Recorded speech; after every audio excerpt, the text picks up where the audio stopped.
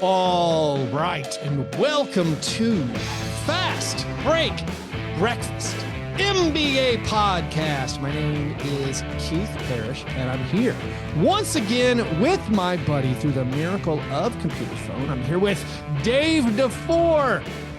Dave, happy basketball season. It's back. How are you doing?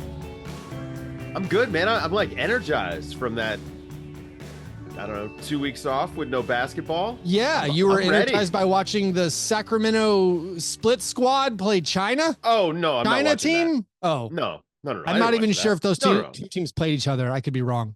You know what, man? I've been sports Sundays are back for me. Sports Sundays are beautiful. And I have honestly just been enjoying watching sports for probably the first time since I started doing NBA coverage as a job, which, you know, I'm not like a big explain yourself. It sounds like you're just complaining about watching the NBA, which we love. No. I love the NBA. Can't get enough of it. Okay, well, it sounded like you were complaining about watching basketball. It eats up all of my energy for sports watching.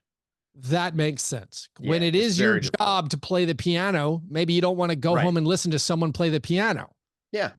And so what I've been enjoying is Sundays, man, the sports have been really good. This Sunday I watched some Wimbledon, watched Wings Aces. So I got a little bit of WNBA, watched a little bit of the NASCAR race, the one that was in Chicago.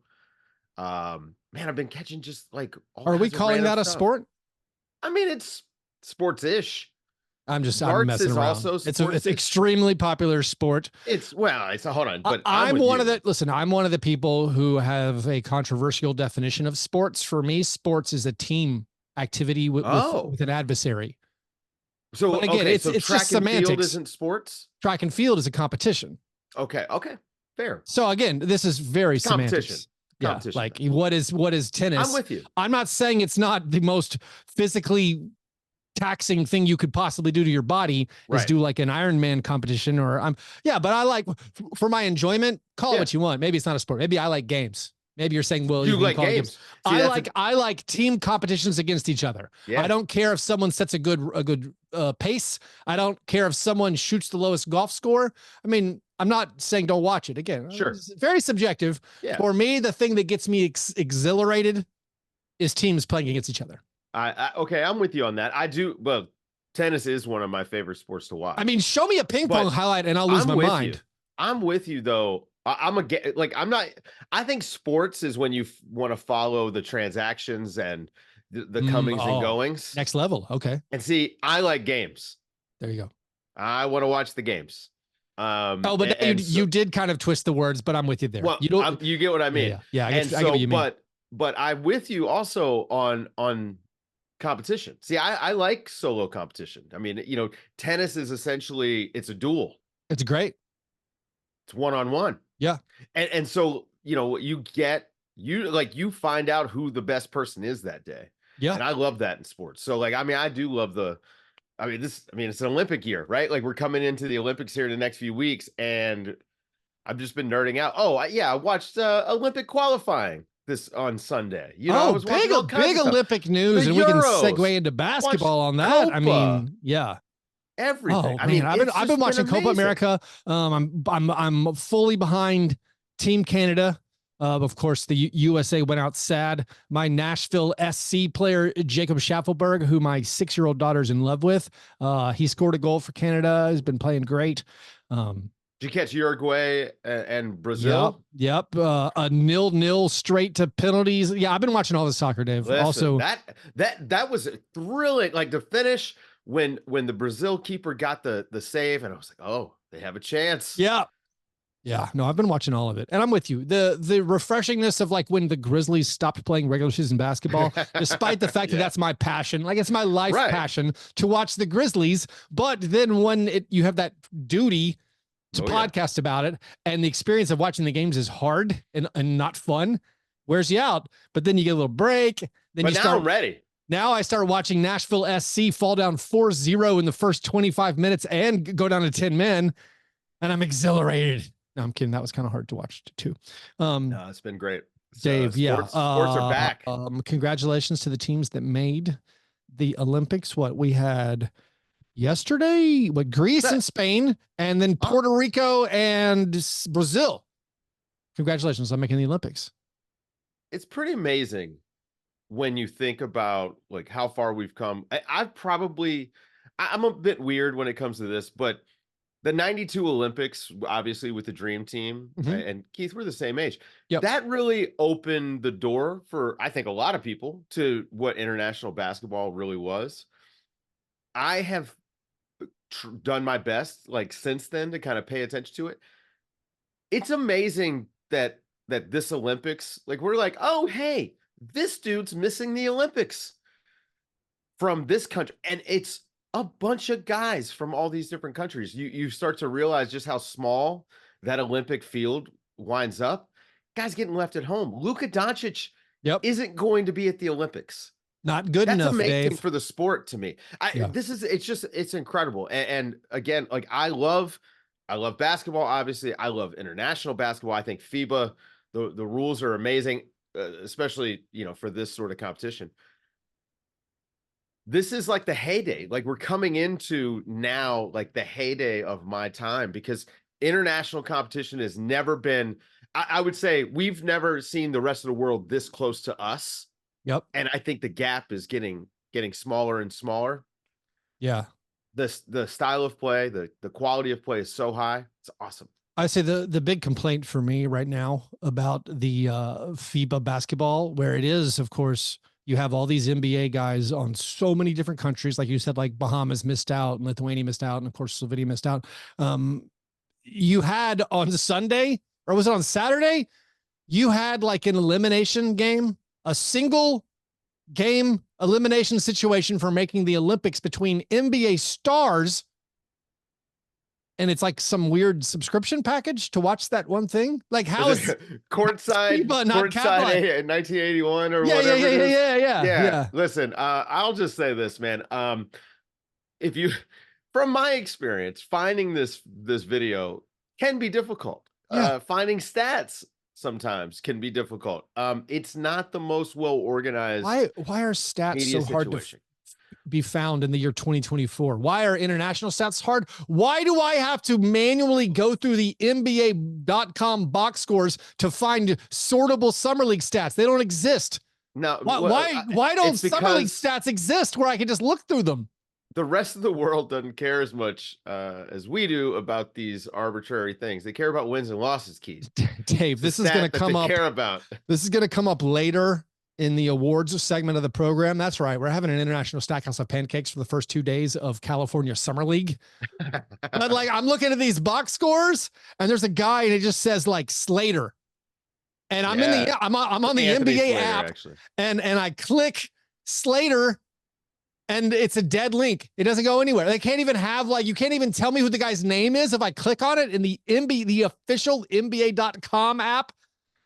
Sometimes Real GM takes over and gets the summer league stats. They're not even running the stats yet. They'll get there eventually. I could not imagine looking at outside of a paper stat sheet, which I have done at Summer League. I will admit, I wanted to know who B Slater was, who went 1 for 8 in a Summer League game, and I had to find out. It took me so many searches. Rudy Fernandez, by the way, for Spain, of course. He's playing, I believe this will be his 6th Olympics, which is incredible. He was ahead of his time. Really, great player. I assume that means that, since he's still playing, that did Thiago Splitter help Brazil qualify? Was he out there around? Was he playing? He was not. I don't even know. Thiago Splitter is like a 39 years old. GM. 39 years old. In the Spurs organization right now, I believe. Anyways, Dave, there's plenty of basketball to talk about. There's been multiple interesting transactions. Let's get into it. But before we do, we got to start with our breakfasts. Dave, what did you eat for breakfast today? Had one of these Kodiak breakfast bars. Okay. I got the blueberry oat flavor. Okay. Tastes like peanut butter. Okay. And it's not, that's when you're with blueberries. Well, when you're eating blueberry oat, right? The expectation is maybe a little bit more heavy blueberry, but no, it kind of had like a peanut butter taste. Not bad. The the nutrition profile on it is great. Yeah, a lot of protein packed blueberries. I mean, well, it's got blueberries in it, but no, it's only like 10 grams of protein, but it's okay. Good. I'm gonna work out after we record, so I needed some food and I was running late. Yeah, so you work out after not bad. we record. Most people don't know this, but if you look at us on YouTube, I actually do this whole thing on a treadmill at a pretty solid clip. We go like, what, 70, 80 minutes? What? That's a good gimmick, I'm doing probably 12, 14 miles per show. Most people don't know that. We could do this, actually, Keith. I would get a treadmill for my desk and do a podcast walking. That would be pretty easy. People see our shows on YouTube. Not that many, honestly. More people should subscribe to the YouTube channel for Fastbreak Breakfast. And they see me sweating, but they don't understand. Like, why are you sweating so much during the show? Well, you can't see, like, you can only see like my shoulders up. Well, you're like Barry Sanders, though. Beneath your shoulders me, don't move. Yeah, no, I'm just churning. I have an unbelievable running style. It's like Eric Dickerson, hips. Where you can't tell I'm moving that fast. Legs. Yeah, you got shifty hips because your shoulders really are like, it's amazing. Speaking of nutritional profile, what'd you eat? Here's what I had for breakfast. This is not a breakfast food necessarily. Not a traditional breakfast. Well, food. There are these not a traditional guy. There are these cheap instant noodles that I found at the grocery store. I'm talking like ramen adjacent, and like in my life, is it a ramen noodle? Is it a glass noodle? It is a ramen noodle, but I didn't even write down the brand name. It's like it was found in the we call it the Asian section of the local grocery store. I believe they call it international foods outside of the South. Right. It used to be called the Oriental section, and they don't do that anymore. But it's these Asian noodles. It's like ramen, but it's not ramen. Because like I am not a what's the word? A very nuanced. I don't have a very nuanced palate as far as eating foods. I'll try basically anything, and most of the time you get an instant noodle, and it's just a sodium burst of like, that's a bit much. I end up using like half the packet of seasoning, and I don't feel awesome afterwards. And I'm like, you know what? That's why that costs 30 cents per serving. I'm not doing that again. But I found one that's amazing, and it makes me, I don't feel bad after I eat it, which is like, it has like this, the flavor packets, they're delicious. It's a little bit sweet. I wish I knew the flavor profiles. I wish I knew the descriptors just to find out exactly what the flavor was. And maybe I'm just the most boring white guy palate tasting, but I'm like, to get, a packet of these 5 noodles, these essentially instant noodles, cost $4. We're talking 80 cents per pack. What's the flavor? Is it beef? Is it chicken? Is it so shrimp? they are not meat flavored necessarily. I believe they're just vegetarian. Okay. And so like there's one is just like spicy noodle, and one is just called, I don't know what the words are. I don't even think, but they put English words on them. It just says like instant noodle. That's how you know. So I had that, and it was, I mean, if Keith, can I give you some advice on the ramen noodles? Broth. Don't use water or the flavor pack. Oh, yeah. I cook my noodles in broth. Well, and it used to be with the ramen noodles, there's all the hacks. Eventually you're like throwing that Thai chili paste in. You're like, I'll eat anything with Thai chili paste, or like you put eggs in there and all right, now I got eggs and noodles, and it's like, you can make it work. But I'm saying these guys by themselves, I've been blown away. Just straight up good. I've been blown away with how much I enjoy them, and how much there's like no like kind of sick to my stomach later, or no like that didn't make me feel good. Do you have a like Korean supermarket in Nashville? We do. We have several international markets. Do yourself a favor and go get some noodles there. You're not going to spend much more money, but you are going to find. But you're talking about. I believe you, but you're talking about separate trips. It's all about the convenience. Walking in, grabbing this thing. It's right beside. It's like one aisle off the Cheerios and Rice Krispies aisle where I'm already there. No, it's been great. I got to. I'm gonna get a show sponsorship for this noodle when I find out what the brand is. But that's what I had. That's what I had right before we got on to talk basketball. Anyways, Dave, those were our breakfast. After our breakfast, we moved to our breakfast in bed. Apologies. This is our chance to make right what we probably got wrong in a previous episode. It's usually just my turn to talk about what I messed up. I do have a thing I want to apologize for. So do I. Oh, okay, great. Do you want me to go first, or you want? Yeah, go ahead, Dave. You go first. I mean, mine's simple. Last week, right here on this very program, I suggested people might want to run a 5K in Las Vegas. Oh yeah, we talked about a meetup, do a 5K. Yeah. They just hit a record 120 degrees. It's going to be 117 when I get there on Wednesday. I do believe every single day is 115 or higher while we're there, Keith. We may see new records set in Las Vegas while we're there. Stay indoors. We could do a 5K around like Caesars. It's a pretty big casino. Yeah, we can walk. Yeah, let's do like mall walking. I mean, I don't know. Look, this is the first year because I'm not working with the program that I normally work with at Summer League. This is the first year where I'm going there and my work responsibilities are limited. I actually am going to be able to visit with friends and talk to people that I haven't seen for a long time. I was trying to bake in a pool day. Oh yeah. Okay. I don't think it's happening, Keith. Too hot. There's no way that water is going to be refreshing enough. It is going to be bath water. It's going to be fine because your body temp, you're going to be so hot. It's going to be so hot.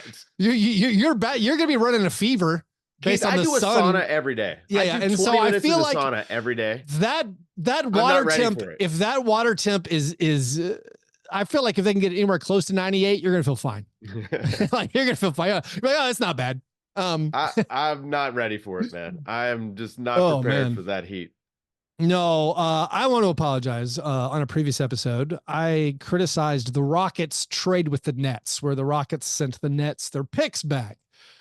In the wake of the Mikal Bridges trade, where the Nets sent him to the Knicks, I was thinking, my immediate reaction was, why in the world would anyone get out of the owning Nets picks business? I was like, this seems like a horrible idea. And there was some people were hypothesizing that, the Rockets want the Suns picks too, and they're going to use that to try to get Durant. And I'm thinking, well, that's first of all very unlikely that would work, and it's also extremely short-sighted. Why wouldn't the Rockets just hold on to the Nets picks, which are amazing?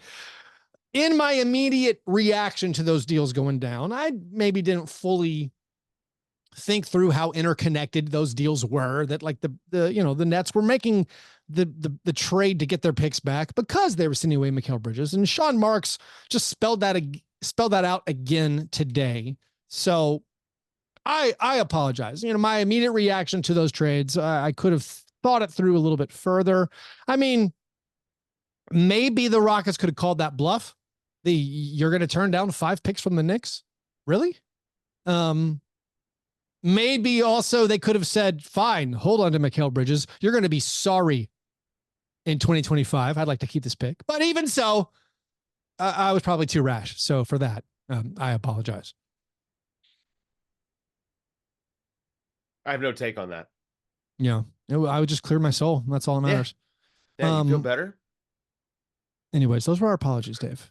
Let's move. That Suns pick is going to be very good. I mean, the Suns picks, very good. They could be great. You don't believe in the future of Royce O'Neal and Grayson Allen carrying hurt Kevin Durant. Already hurt, by the way. Thanks for playing thanks for playing for USA basketball. Anyways, Dave, let's take a quick break and then we'll come back with a steak and eggs. Best thing.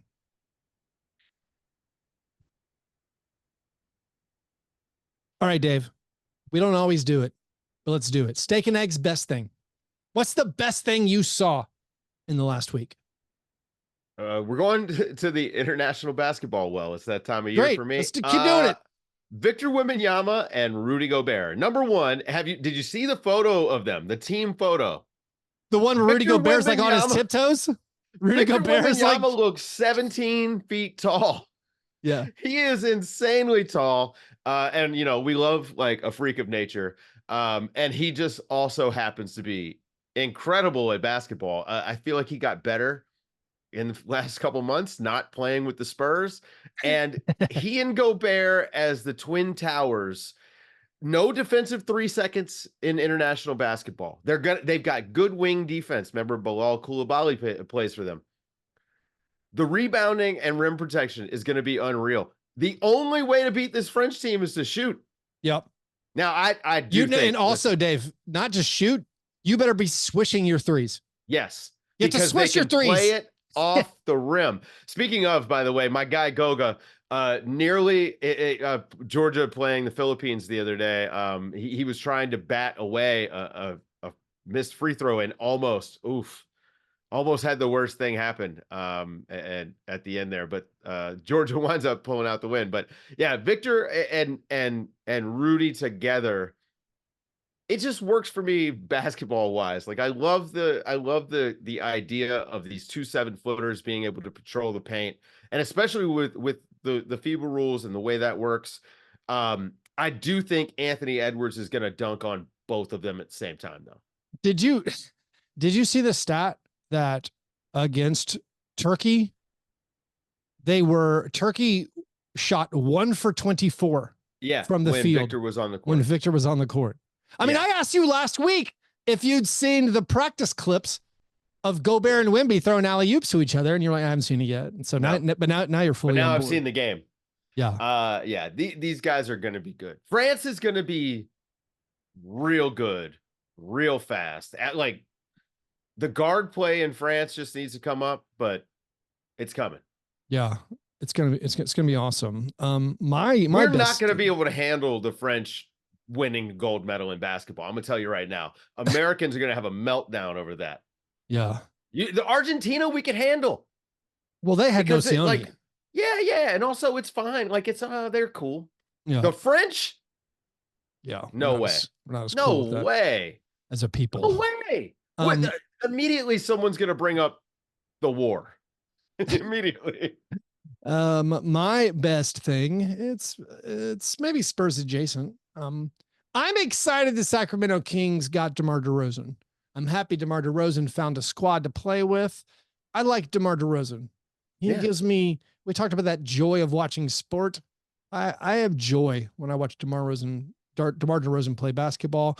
I think the Kings, I don't know if it makes them better, but I don't think it hurts. And I'm pretty excited to watch that Kings team play. And again, I'm excited that he gets to play hopefully meaningful basketball, and we'll get to see him play on a very competitive team in the West. Also, like a good angle to that is like the Spurs picked up a win now player in Harrison Barnes. That's right. They got a now player. They got him for free. / they got paid to take him. Maybe there was a downside for the Kings. They gave up a 2031 unprotected pick. So now the Spurs got a pick and a pick swap from the Timberwolves in 2030 and 2031 for the Rob Dillingham trade on draft night. Now they've picked up another little pick swap action coming their way for just using their cap space to bring in a guy who, oh, by the way, over the last 3 seasons has shot 39% from 3 and hasn't missed a game in 3 years. He's professional basketball player. Consistent, consummate professional. I will show up and drain jumpers. You want my usage to go down? Bad about Harrison Barnes? Yeah. I mean, the Kings fan base in the front office wanted to upgrade that position. They're like, we need something better than this. Okay, fine. You and I have been saying both on air and off air, like, when will they give Wemby just some guys to play with who are and pros? Here we go. And you got the ghost of Chris Paul to at least dribble the basketball up the court and throw him some lobs. And you know what this smells like to me, Keith? And then Harrison Barnes is just going to drain 39% of the 3-pointers he's getting, maybe more because they're all going to be wide open because he got Wemby on his team. What are you thinking?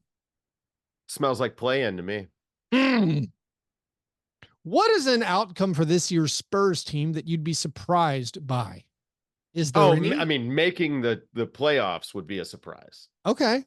Right. Why can't, so Wemby had the adaptation, the training curve of like AI last year. Yeah. Where like all of like the first summer league game, you're like, oh, this is kind of weird. I've never seen this guy play before. Second summer league game, you're like, oh wow, he just guarded 3/4 of the whole court by himself. And then in the regular season, it's like, all right, he's making some mistakes. Into the year, you're like, oh my Lord, we need to change rules because it's not going to be fair. Olympics is going to feel. The Olympics going to be it too? All right. Well, so on Nerder a few weeks ago, we talked about this. We were like, what does the NBA look like in 5 years? And I was like, well, Wemby's the best player. Yeah, but that could be next year. I just don't know with this guy. He's so unprecedented. If they, I'll say this, if they get into the top 6 in the West, knowing what the West looks like, then he is a top 5 player in the NBA next year. That's the only way they do that. Or Harrison Barnes, has a contract year or something. I don't know. I mean, Harrison Barnes, again, man, I don't Harrison think he Barnes has contract years because he shows up to work every day and does the same thing. He has 2 years left on his contract, and they clearly they paid to get off that money. Yeah. And his age, I believe it's his age 32 and 33 seasons, and maybe he's just not any good anymore. But like, that wasn't for my money, it wasn't the case last year. He was just, they didn't need him to do that much, and he's like, fine, I'll just knock down some jumpers. But his free throw rate went way down, so maybe he lost a step. Maybe he massively lost a step, and so they're getting out, early. The Kings are, and they're bringing in a guy who you can just put the ball in his hands, period, in the clutch. And you already have clutch player of the year from 2023, De'Aaron Fox. De'Aaron Fox. It's like the Kings have closers. I like it. I like it. And I think you still need shooters. I think a fair criticism is to say Harrison Barnes was your most consistent shooter. Now you've replaced it with a guy who isn't known for his 3-point prowess. Which is I worry more about the defense. Yeah, the defense. But like the defense didn't change. They were. I mean, I think it gets worse. They were not good before this, and they're not good now. I will say I am concerned about the follow-up rumors around the Kings that now they're going to go get Kyle Kuzma. They're going to do a Kevin Huerter for Kyle Kuzma swap. And this is diminishing returns, folks. We're now at diminishing returns. Like, you don't want Kyle Kuzma, I think, to be that complementary piece. Maybe you do. Maybe that's his ideal role. But turn his usage down. I guess you don't want him to be a primary piece either. What do you want? But like the Kyle Kuzma fit alongside Sabonis, DeRozan, and Fox. The Sabonis in the room is the problem. The Sabonis in the room. How do we always end up here? Is the problem. Oh, by the way, the Bulls. What? I mean, they got Chris Duarte. They didn't want to bring in the free Harrison Barnes and get the pick swap. No. That's not part of our rebuild plan. They got some seconds, which I believe are the first incoming picks they got this offseason. So it's more than they got in the Alex Caruso trade, or by not trading Andre Drummond at the deadline last year. Anyways, that's a sad story. It is a sad story. Speaking of sad stories, Dave, what's the opposite of your steak and eggs best thing? What's your cream of wheat worst thing?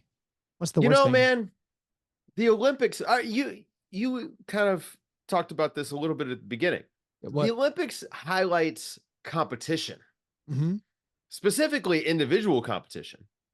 I think that, the Olympics that we think about, like at its peak, it's one person, one athlete competing. Yeah. Track and swimming and gymnastics. Yeah. Those are the traditional, you think of the ancient games, perhaps. Yeah. Well, also it's kind of, it's this thing where these, you have older folks who hang on, but they have to compete and they have to fight off these younger athletes who are hungry and all these things. And so there's this push and pull. You get a lot of young athletes who are breaking through. You get some old ones who are able to hang on, but they have to compete to be there. Yeah. The best time wins. Right. Our highest score in snowboarding. Right. Sorry. Our basketball team is chosen. Oh, I see.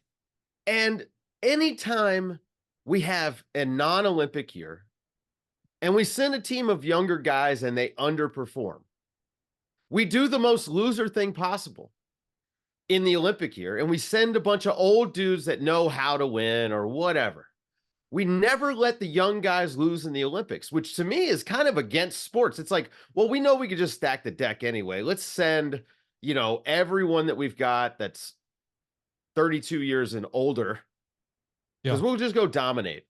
And I feel like it to a certain degree, and I talk about this every Olympic year, it saps the fun out of it for me, for sure, to just know that barring some very odd thing, Team USA is going to coast to a gold medal. I don't like it. I don't. So I would like to see the young guys get a chance. I don't think they're going to coast at all. I think. That's a good team. It's a very good team. But we're a massive country. Massive country. I think there are more resources than everybody else. I think it's just not impressive to me to win when you can stack the deck like this. So I think we're not going to massively run away with this tournament just because maybe my basketball ethos is you need the role players and the complementary pieces to surround your elite talent.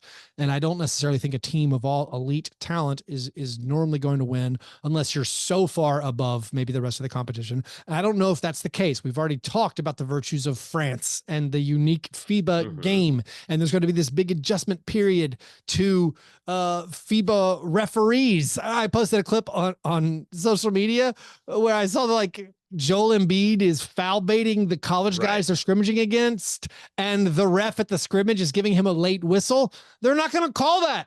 They're not going to give you a free throw there. So I'm not convinced we're going to run away with it. I think there's enough talent on these other teams that there's going to be some scary moments. And in a single elimination situation, once you get out of group play, we've seen it in other tournaments. We don't always win. So I don't know if we're going to run away with it. I love this angle. I don't want to call it a take. But I love the idea of all the other Olympic sports. It's dog eat dog, just survival of the fittest. You have to run faster than the famous, the famous person has to run faster than the young person.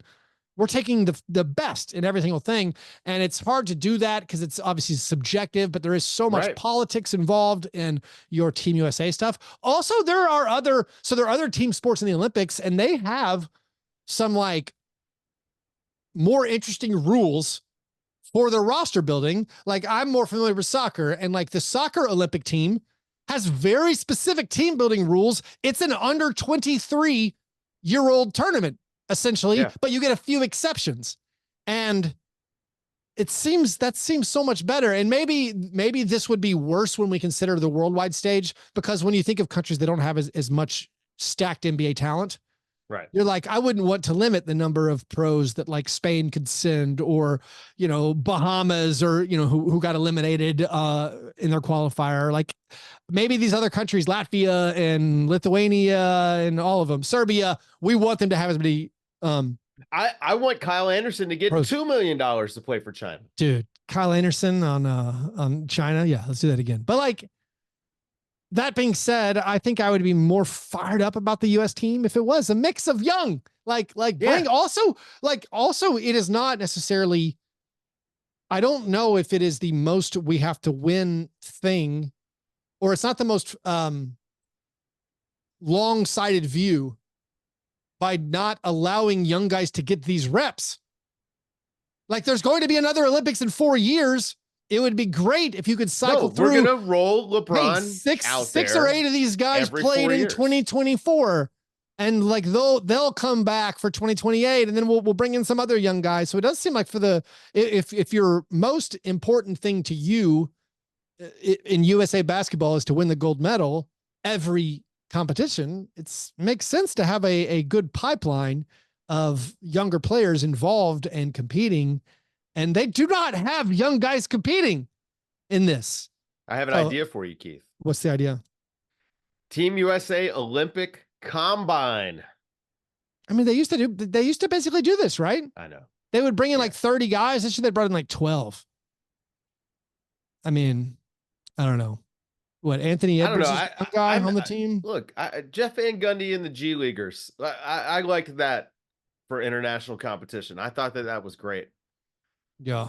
But again, I understand, I care more about the sporting aspect of sports than I do winning. Yeah. No, I hear that. My worst thing, Dave, This is very NBA specific. We talk so much FIBA. This is wild. Yeah, this is good. Well, I should have known that with you. Anyways, my worst thing is I want to make sure I might not be getting this right, but I think I'm getting this right. The Denver Nuggets this offseason, as far as I can tell, they let Kentavious Caldwell-Pope leave. They used 3 second-round picks to salary dump Reggie Jackson, all so they could sign Dario Saric for $2 million more than the minimum. And they also gave him a player option on the second year of that deal. That seems criminal. I know maybe they're going to get Russell Westbrook. I'm wearing a Russell Westbrook shirt today in honor of maybe they're going to get him and this, like, the Reggie Jackson trade exception.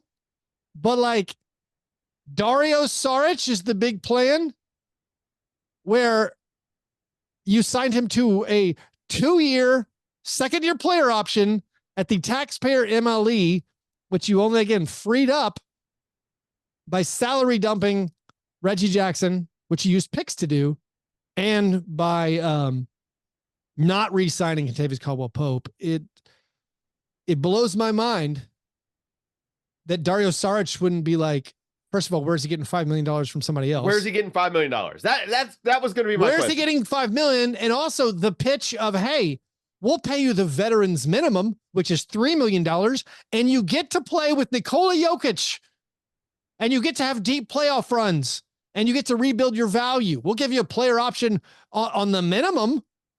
I don't get it. I don't get paying more than the minimum for Saric. Yeah.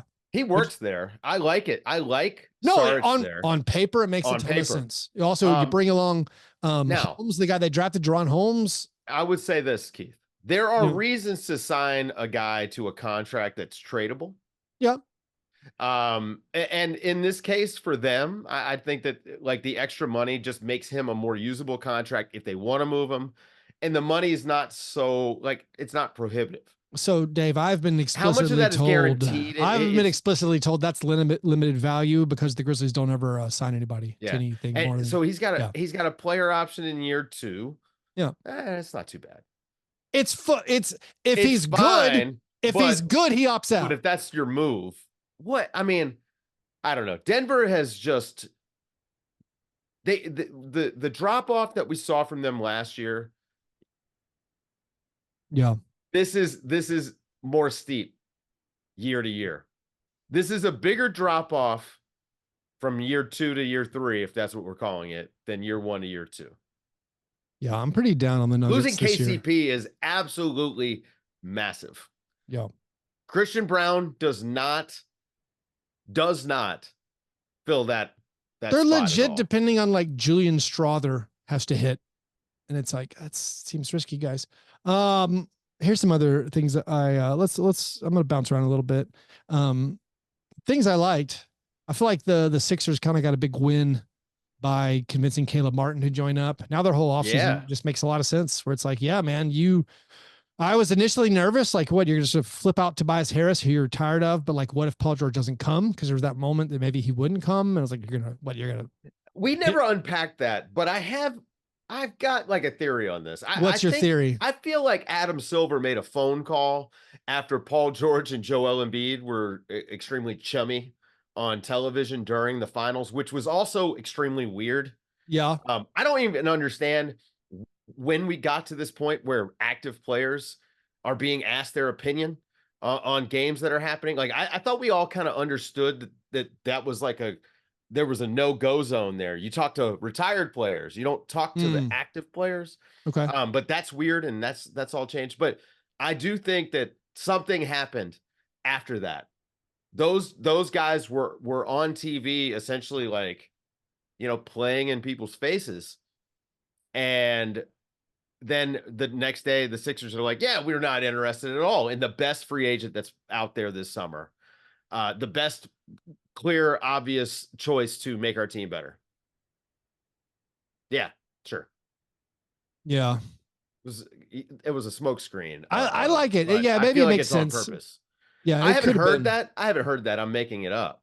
No, I'm with you. I like the theory. I know that the league is not pumped about the perception that everything is just already decided, playing out behind the scenes. Yeah. Yeah. So yeah, that twist threw us off. But now it turns out that I think you probably can be very impressed with what Daryl Morey pulled off and getting, I mean, again, I believe in role players and just getting like a Caleb Martin to fill in some. Yeah, they still need really like a power forward. Probably they still need a rebounder. They need a starting 4. Yeah. And it's like it's not totally done, but like they can manage for a while until they figure it out. So like that was a good bit of business. It leaves some questions around like, what are the Heat doing? Although the Heat, by the way, while we were recording, they retained Haywood Highsmith, which is like, they kind of needed to. So like, pretty Did he get cheap. Paid? No, 2-year, 10 million, 2-year, 11 million or something. So like, that's a nice little bit of business. Also, here's something I was thinking about. This might be a terrible move. The Pistons this year. So like, maybe I spend too much of my free time thinking about the Detroit Pistons, and I was hilariously wrong about them last year, where I was like, they have some talent. They'll be frisky. And then of course, they set the record for the longest single season losing streak. They did spend some of their money. I like them re-signing Simone Fontecchio for cheap. I don't understand how no one else offered him more money. You talked about it's the class warfare now. All the middle class guys getting kicked out of having big contracts, but like 2 years, $16 million seems incredibly cheap for a guy who can score. Very cheap. Then they paid more, of course, for Tobias Harris. They also stole Malik Beasley from the Bucks. They have offense. Those are all offensive players. Shouldn't it not work? Team? Shouldn't they be able to score enough to be competitive? Probably not. I guess they're going to be terrible again. I don't know. It's a very weird choice to build a play-in team, but I guess like a play-in team is better than a 15-win team. Yeah. I mean, I don't know if they're going to be any good, but I was just like, this is fine. No. This is fine. At least you got guys, and they got a good coach. JB Bickerstaff is a good coach. That last year. Who did? Whoa. Monty Williams? Monty Williams had unbelievable PR. Oh, everyone thought Monty was a good basketball coach before last season. I don't feel like he was roundly criticized. Go back and listen to some old Nerder episodes from that last year in Phoenix, guys. R.I.P. Dave. The Bubble Suns, best team we've ever seen. No, the Pelicans, I feel like they made it. This is the only NBA transaction that's happened today outside of this Haywood Highsmith news. The Daniel Tice world champion. Daniel Tice, the world champion. Yeah. But like even in the tweet, he's going to lead Germany on the minimum. That's a useful signing for a Pelicans team, which needed just a big and perfect third big. Yeah. Have you watched any Summer League? No.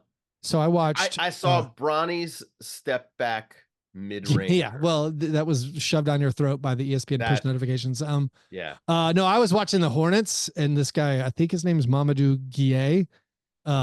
He was outrageously good in the first game. So much so where I was like, man, can this guy start? I think maybe like a front court pairing guy.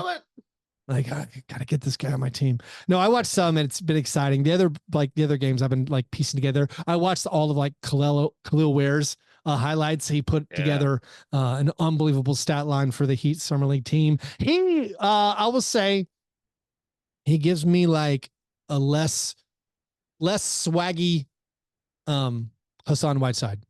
Not as much swagger. A little more like some like not as fun to watch. Hassan Whiteside was the vibe I was getting. Is Zach Edey playing tonight? Zach Edey is supposed to play tonight. The Utah Jazz have a very stacked Summer League squad. The Grizzlies team. Well, they're playing at home. Yeah, they're playing at home. Want to put a good show for the Salt Lake City crowd. But the Grizzlies have plenty of their like Scottie Pippen Jr., Jake LaRavia, Gigi Jackson, and Edey are all supposed to play. So that could be a lot of fun. Are you tuning in for this one? Look, man, I'm dying to see Zach Edey. Me too. I mean, obviously in the NBA, but I don't know about playing in summer league. We'll see. By the way, I'm going to do a playback for that game tonight on Monday night. So if you're around anybody, Monday night, 8 p.m. Central, Grizzlies Jazz. I'll probably do the first, let's say 3 quarters. Once Zach Edey gets pulled, I'm out. But what's over under, let's do some stats for Edey in this game.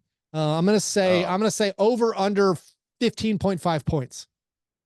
Are they going to feed him? It's harder for bigs a lot of time in summer league. Unless you're, what's the guy? Herringody eats in summer league. Yeah, that guy. But over under 15.5 points. I'm going to say under because I actually think his minutes aren't going to be that high. All right. Well, then, so what about, does he get 10 rebounds? 9.5 rebounds over under. I'm going to say under. 6.5 fouls. Under. I think he gets 8 fouls. That's what I'm going for. He gets the summer league. I hope he gets 10. God, I love it. Do you remember Thon Maker with the triple double? Oh yeah, fouls. Do I remember? One of the greatest stat lines ever. Also, and proof that the universe didn't end because the foul out didn't exist. That's right. It's okay. Like you don't actually need to foul out. What highlights was I showing my kids? I was showing my kids maybe it was the NBA Finals game where somebody was in foul trouble and then fouled out. And my 6-year-old is like, why are there foul outs? And I was like, honey, I have no idea. I guess it's supposed to. I could understand if it became a power play situation where, or if it became 5-on-4. If people were like abusing the rules to the point where they were trying to hurt people, like if we had a situation where there were enforcers in the NBA, but we don't. Most fouls are like, I was trying to block the shot, or I was trying to draw a charge, which those should all be fouls. Like you shouldn't have foul outs, but if you try to draw a charge and fail, you're ejected. I feel like your kid said that about the Luka foul out game. Yeah, it was. There you go. I couldn't remember. It was a Luka foul out game. They were like, why are there foul outs? I was like, I don't know. Doesn't make any sense. It's an entertainment product. Right. Doesn't make any sense. Sorry. Rocky's been fouled out in his fight against Apollo Creed, guys. Sorry. Oh man. His tape was wrong. So been DQ'd. Let's take a quick break and then we'll come back with the awards segment of the program, the International Stackhouse of Pancakes. All right, Dave, it's now time for the International Stackhouse of Pancakes Award. This is given each week to the worst performance in a box score, and Summer League has started. I combed through the box scores manually, one by one. I had to refresh my cookies so NBA.com would load using my browser on Chrome. Why does your site crash continually, NBA.com? I just want to see box scores. Anyways, buckle up, Dave. Here are some honorable mentions. I hope I pronounced all of these names correctly. Quincy Olivari, 0 for 6. Luke Avdilovic, 0 for 6. Jameer Nelson Jr., 1 for 8. Josh Christopher, 1 for 8. B. Slater, whose first name is Brandon, 1 for 8. Bronny James, you might have heard, went 2 for 9. Bryce McGowan's 2 for 10. Dalton Connect, 3 for 12. Here are now the 3 nominees, Dave, from the California Classic Summer League for the worst box scores so far in Summer League. Dalton Connect. He followed up his 3 for 12 game with a 3 for 13 performance for the Lakers, had 12 points, 2 rebounds, 1 assist, 2 steals, 1 turnover, 2 personal fouls.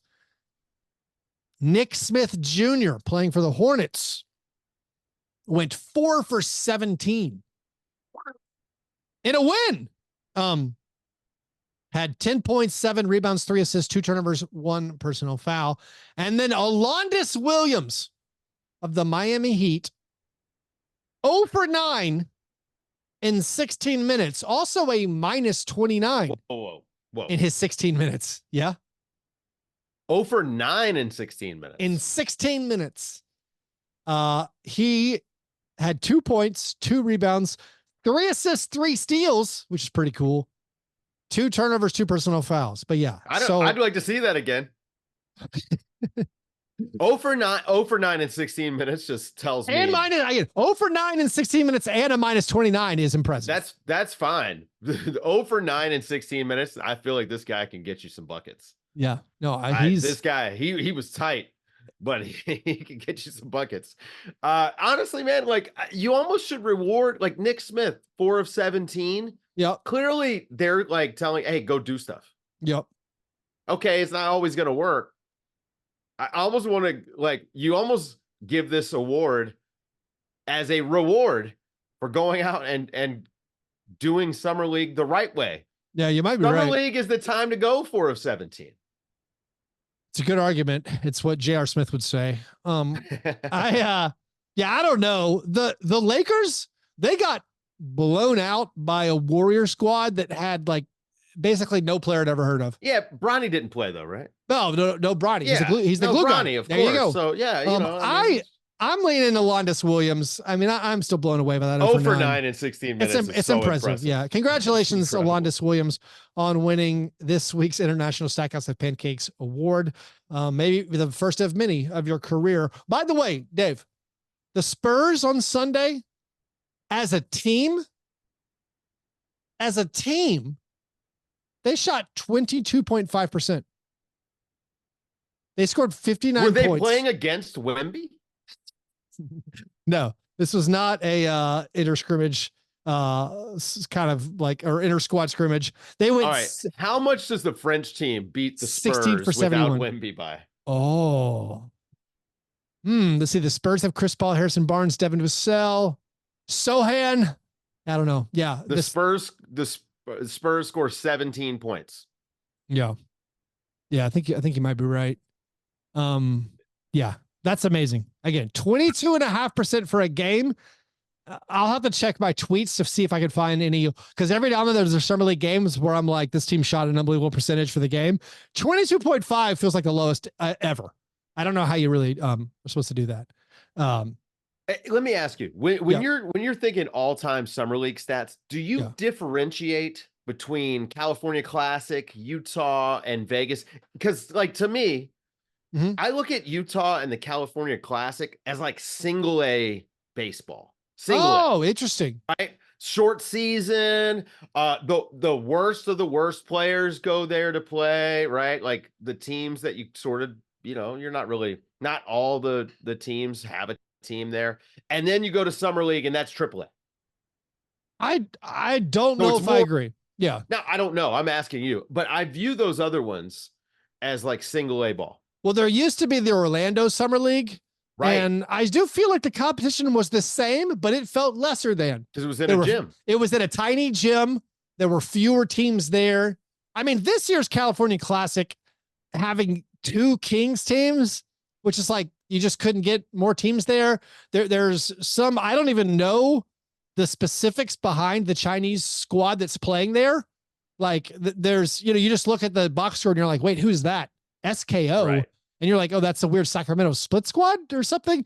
So I don't know. Also, I guess my personal viewing bias is the Grizzlies have been playing in the Utah Summer League for so long where I don't end up watching as much of the California Classic because I'm watching all the Utah games. So maybe that makes it feel less than, but I don't know. I mean, I think they're all kind of the same. I think there's no real difference. Yeah, it's a good question. Yeah. I don't know if it's a good question. It's more of it's not so that I'm going to lose sleep over. Right. There's no Fermi paradox or anything. Anyways, Dave, let's wrap up just with your thoughts on some of the unsigned free agents and what maybe could be going on with some of these players. If there's any like fits that you feel like are available for them. I feel like the names that are the most curious to me that remain floating out there, Tyus Jones, a man without a home. Gary Trent Jr. looks like he's getting squeezed in that shooting guard market. Paul Reed, who the Sixers waived. And then there's some of these guys, Gordon Hayward, Spencer Dinwiddie, Marco Fultz, Luke Kennard. Paul Reed feels like a Laker to me. I don't know why. They have Jared Vanderbilt.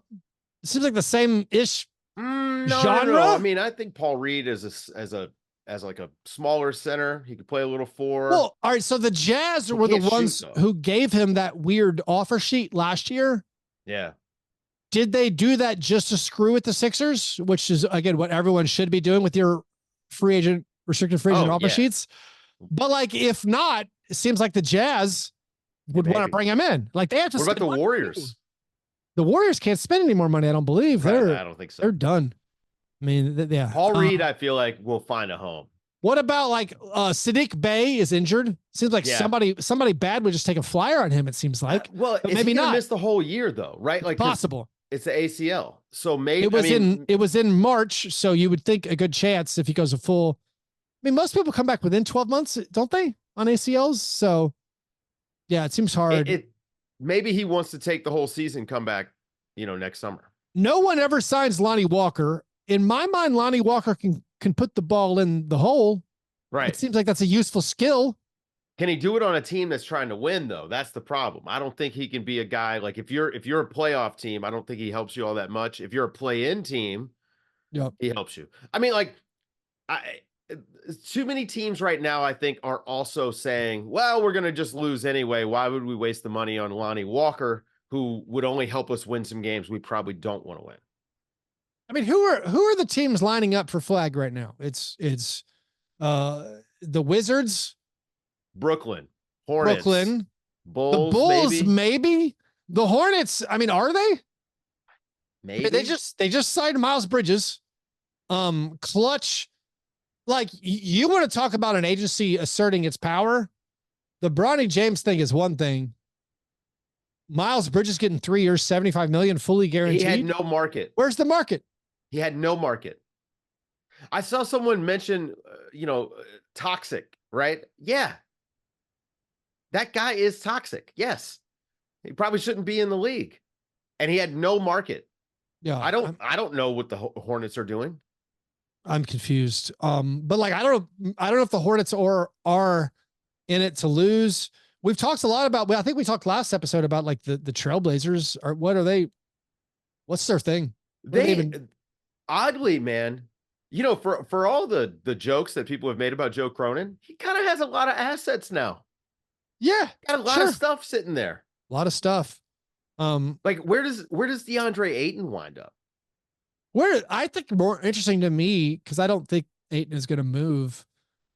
More interesting to me is like the whole Brandon Ingram thing. Are just the Pelicans going to run it back? They can't. So they need a starting center, period. Like Daniel Tice is not that. And the only piece that they have that makes sense, they have two. They could do CJ, but I don't think he's got this great market. Or they could do Brandon Ingram. Well, all right. Teams are probably interested in.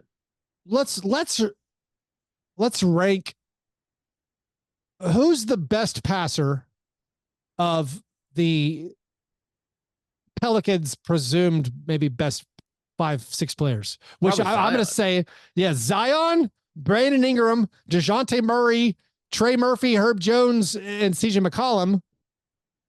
I mean, Zion and Brandon are two of the best playmakers. Right. I think.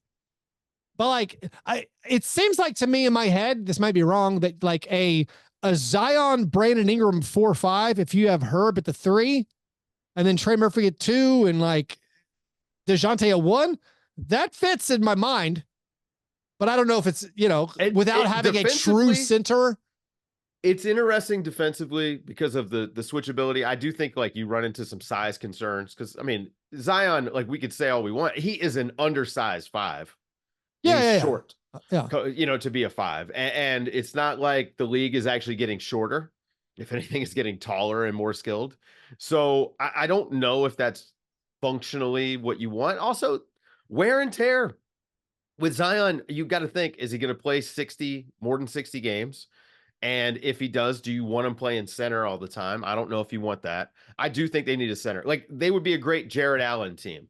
So here's preferably they could find a guy who could also stretch the floor, like Jonas Valanciunas theoretically, but I just don't, those guys aren't out there. And I definitely don't think that they're going to have to give up something to get that guy. Zion for Lauri Markkanen. Who says no? No, you can't. Zion fits in that if we didn't live in the real world where there's popularity and ticket sales and jersey sales, where it's like you can't trade a Zion, even if it would make sense theoretically, if you're playing a basketball game, like a video game, just trying to get a good team. The center they lost, I mean, they don't care that like Jonas Valanciunas signed with the Wizards, but I do feel like the Jonas Valanciunas signing where initially I was like, Why? Now that you see it, where it turns out the third year of his deal is non-guaranteed, or it's a team option. I can't remember which one, or honestly, what's the difference? But a 2-year, $10 million contract or $10 million a season, that is also like the Dario Saric thing. Baby, that's just trade salary. That's trade salary. A guy, a grown up in the room who can rebound for you, soak up 20 minutes, like, maybe win a home game every now and then for the ticket buying fans. Like, every deadline, a contender is looking for a big in that salary range. Yeah. Every single deadline now. So there is some value in my mind. Again, just pick it up salaries, picking up players who make salaries. This is the thing I'm getting pushback from Grizzlies fans, where I'm like, there's I'm like, oh, we don't need to make a move. The Grizzlies don't need to sign anybody right now because they're keeping space to be able to make a trade later. Where it's like, well, guess what? If you signed so-and-so, if you signed Simone Fontecchio, you still have the space to make a trade, but now you can also attach Simone Fontecchio, who might have value. Like, you can add on to the value of the player as opposed to just having no value and having to build the value just with picks. Anyways, what about the Isaac Okoro, Precious Achua? Are they just restricted free agency? Kills the market for those guys. Precious, can the Knicks will probably bring back Precious? You would think so. I kind of think so. And Okoro, I mean, that's tricky, right? He's not really all that good. Right. Yeah. I mean, you know what I mean? Like, that's the kind of guy that should sign a minimum contract down the line. Yeah. I mean, is there a team that could use him? I mean, honestly, as a wing defender, he's great, but he's 6'4", 6'5". Like, I mean, it's not like he's this like guy that could go play for the Boston Celtics. Yeah. I mean, I don't even know. You feel like Okoro, he's looking at like Patrick Williams in that contract, I feel like. Although Patrick Williams, I think, is a significantly better player. And even still, I don't know if you're thrilled as an NBA team to be paying him $16 million on average a season. I don't know. Yeah, it's tough for those restricted guys, and it's just tough guys who can't shoot. The league has kind of passed you by. Let's end on this. Maybe some bigger news where you had the extension for Franz Wagner. This is something we've talked about before. A lot of money. It's weird how the NBA has gotten to the point where just everyone gets a max, and it's just like any rookie's guy, and it's like we keep kind of lowering because we keep lowering. He's not a star player. He's not a star, and it seems weird to go ahead. He's not the best player on his own team. Well, yeah, I mean, not close, and it's like, I don't think he's not going to make a super max. Like, that's fine. The reported 5-year $270. He's never making an All NBA team. Don't worry about that. No. But the whole, like, if the owners are going to accept that the second apron is their hard cap, essentially, it seems like you need to be a little more judicious. You know what's crazy, Keith? Max contracts. I'm seeing reporting right now that Jalen Brunson's thinking about taking less money. No one reported that Franz Wagner was thinking about taking less money on his rookie deal. Now, listen, maybe it's a thing where the older guys are saying, "Hey, rookies, get that money now. Don't worry, we'll take a haircut," which I doubt. Yeah. It really, now I don't care, man. Take the billionaire's money. Please get paid. Take your money. Get your money. Take all the money. Yep. Great. If I'm the Orlando Magic, though, I'm immediately mad at myself for signing him to that contract. Like, he's not gonna. That is, I don't know, top 25 player money. I mean, in my opinion, the NBA is set up where you essentially have to pay to keep your drafted players. And because of that, you end up with maybe you squint. You're like, all right, I'll give this guy who's never made an all-star game and might never make an all-star game. Everyone gets to the max. And it's just, I don't know. It's weird where even if you differentiate, it's like, oh, but it's just the 25% max. You're still like, let me ask you, if they just said, hey, we're going to trade Franz Wagner for Harrison Barnes. Do the Orlando Magic get that much worse? Oh, see, now you crossed it. You've crossed it, Dave. That's preposterous. I don't think they get that much worse. Wagner's a good player. Very good player. He's good. Yeah, Very good player. And it's like, can't shoot. He lost the ability to shoot. And but he is the ideal prototype as far as the size and skills you want in the NBA nowadays. Yeah. Toolsy. So you pay for that prototype, but I don't know. I mean, I'd rather have a good basketball player for that money. But that's the thing. There's only so many good basketball players. Right. And you can't, and it's like, I don't know. Well, you have the salary slot. And if you're Orlando, you're just saying, hey, look, we're not going to have this salary slot. We're not going to need to worry about this for a while. And so you just go ahead and sign the deal. Yeah. I mean, they're going to make it work because like that Jonathan Isaac deal, which is one of the most NFL contracts I've ever seen. I mean, they did a good job using their cap space. They front loaded it. So they're paying him $25 million this year. He's the highest paid player on the team just for this season. But then like the end of the deal, it's like even more tradable. Yeah. The end of the deal, it's all these like team option years. It's a 5-year contract with, again, I don't think I've ever seen it. It's like $80 million, but it's only 45 guaranteed or something. But I mean, I'd still rather be the Magic than the Raptors, I guess. Like the whole RJ Barrett thing, Emmanuel Quickley and Scotty Barnes. Like that's your squad that's opposed your big three. I mean, what was that Quickley contract? Did he do a 4-year or 5? So Quickley's a tough one. I think it's a 5-year, like 175, something like that. That's a tough one because, like we said last show, he's the 6th man. Yeah. I think it's hard to start with that size unless you're John Morant, and he's not. He's several zip codes removed from John Morant. Oh, yeah. And it's like, and then RJ Barrett, it's like, he's just a guy. Palmdale to LA. And then it's like, and then now Scotty Barnes is your man. And that's something.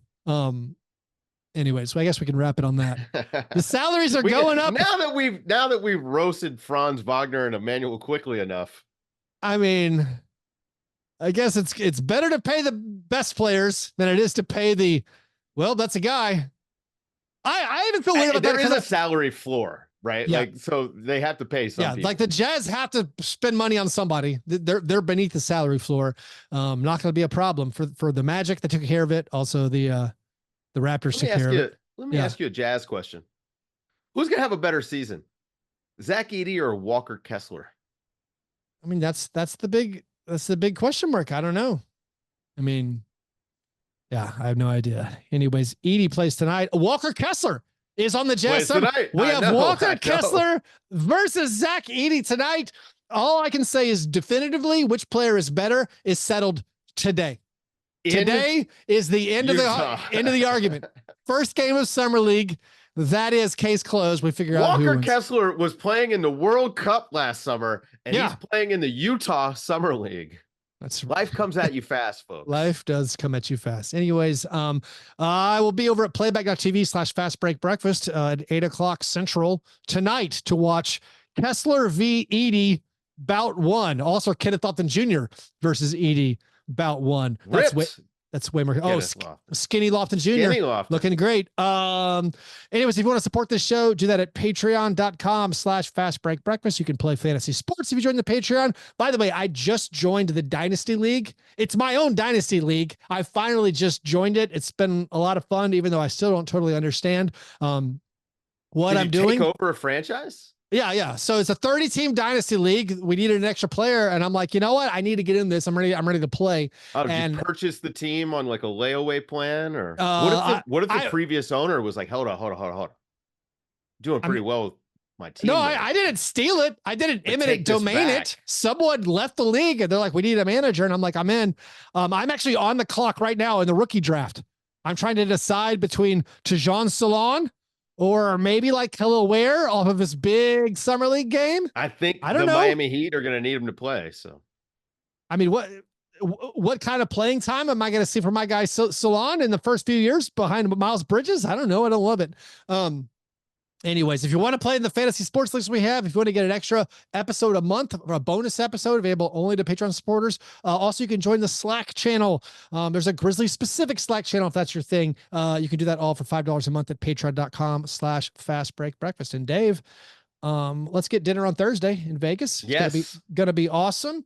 And let's record a podcast from Vegas. Also going to be awesome. If anybody out there is going to be in Vegas, come say hi. We'll be at the gym and we'll do a little meetup. Anyways, Dave, pleasure talking with you as always. Listeners, you guys are the best. Thanks for listening. And remember, breakfast is the most important thing.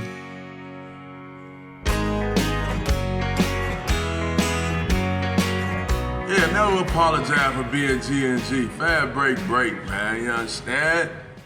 I will remember.